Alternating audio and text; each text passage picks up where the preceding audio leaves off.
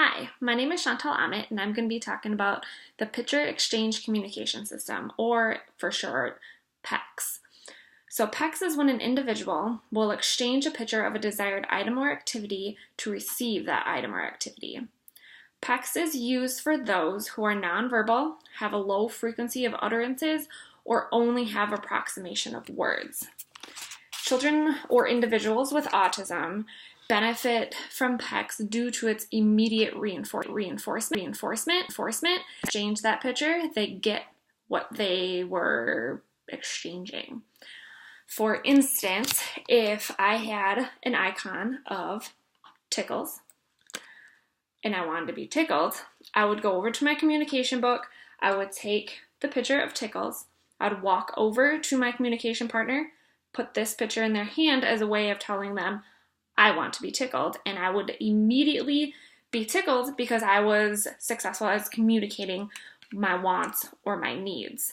This would go the same for food, books, toys, toileting needs, anywhere from like I need to be changed, items like that. To teach this, we first start out by teaching the exchange. So first we start with manual guidance, so full manual guidance.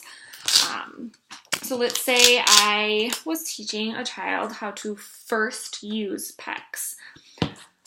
What I would do is I would use a 3-ring binder and I would put icons of their most wanted, highest preferred items, because this gives the most motivation because it has the highest reinforcement.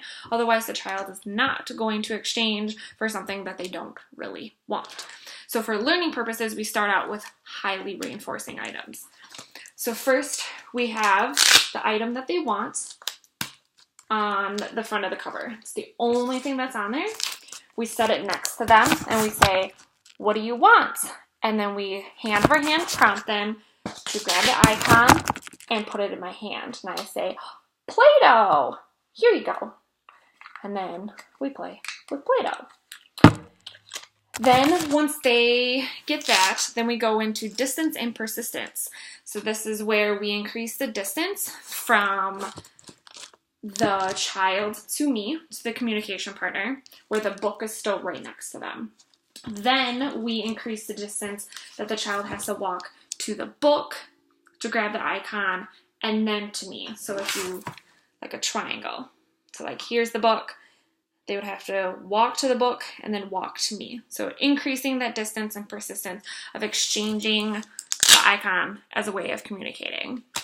After that, we would go into discrimination. So at this point, your child needs to have, or the individual needs to have, discrimination skills. Because if they don't, they're really not going to go any further than this. And if you do press into it, you might run into creating unneeded frustration, and then they'll no longer use PECS as successfully or as persistently.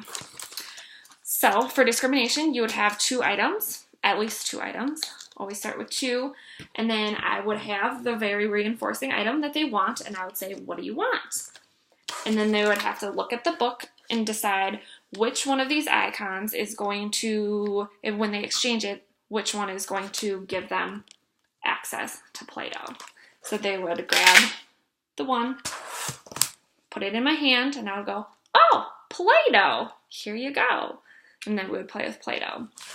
And then after that, that's when, once the student can successfully discriminate between that, that's when you would go into more of the I want sentences and teaching them more of those sentence starters, where it's like I want, I have, I can, kind of things like that. So that is a quick overview of PECS and how we would teach PECS to children who have autism. I hope you enjoyed my video.